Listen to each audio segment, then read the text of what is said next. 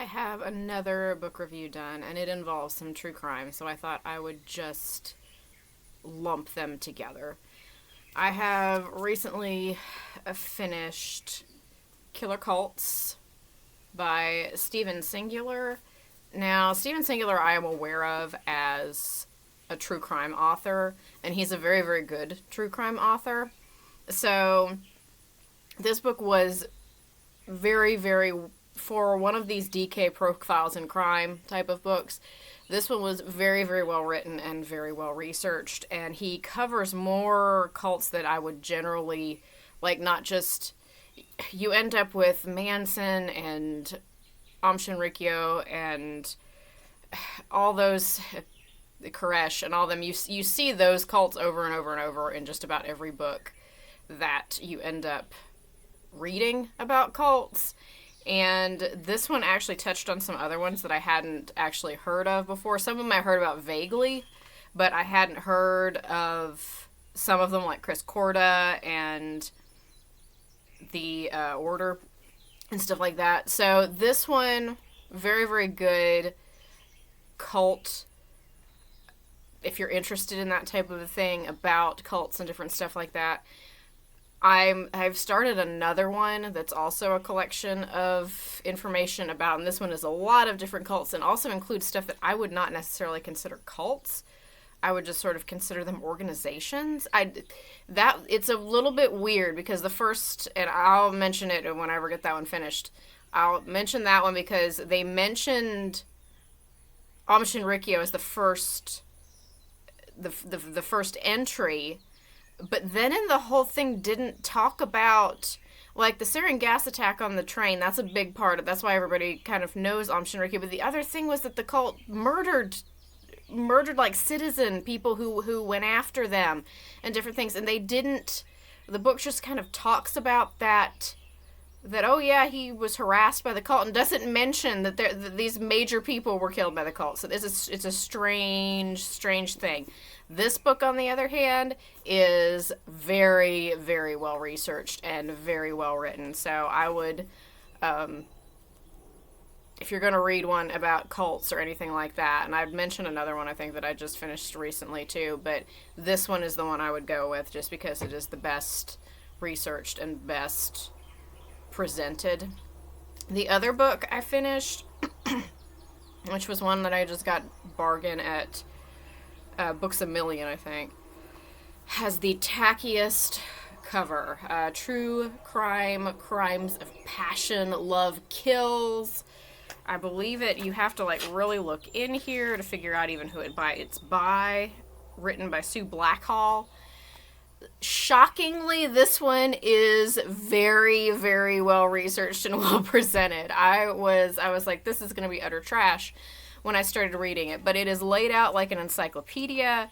It has very good pictures, good graphics, good layout, and everything is very evenly presented for the most part and seems to be well researched and well thought into. The only one I had a little bit that I was like, I don't know. The Larissa Schuster case, I'm pretty aware of that case, and the author seems very sympathetic to Larissa, which is very odd when you're talking about somebody who killed her husband by dumping him alive in a vat of acid. That the author makes and I don't know if this is all the Sue Blackhill. I don't know if she was helped or whatnot, but it seems a bit, I don't know, even if she was, like, they would talk about, she was very put upon and emotional duress, and she was just I've been under emotional duress too, and I have not dumped anybody in a 50-gallon tub of acid. I struggle to think that even in the throes of I hate this person, that I would get to that point. And the fact that the author's kind of sympathetic to her, I was like, that's a weird way to go. Even if there was other stuff to it, it's a weird way to go. with the sympathy thing, especially because all the other articles were not like that. There were also some that seemed like the caption under the thing was also the first line of the article, but that didn't happen consistently throughout the book, which was a little weird. It's like somebody didn't go back and either fix that out or switch that, or there were multiple people writing this and only one person had their name put to it. It was kind of an odd thing, but the book was shockingly much better than I thought it was. It mentioned a lot of cases that I had not heard of before that were just absolutely wilding. Several of them. They mentioned the one that I've heard of this one vaguely, but I'd never really heard anybody, and I do listen to true crime podcasts a lot.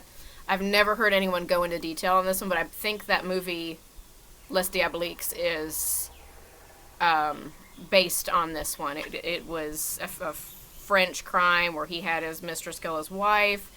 There was the whole case of where she kept her. Now, I'm well aware of a case where the woman kept her lover in the closet because it happened like right down the road in Nashville and Brentwood.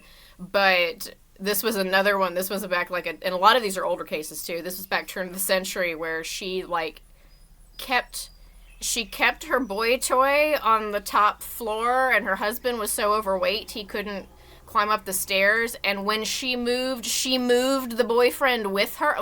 Like that is some cojones on you to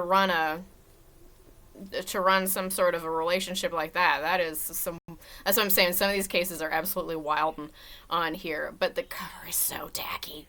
The cover is absolutely the tackiest thing I have ever seen. But those are some true crime things that I have finished. I'm wearing my "It's Never a Mannequin" shirt because it never is a mannequin, no matter what anybody says. And have finished up some things. I've got some westerns I need to finish up on, and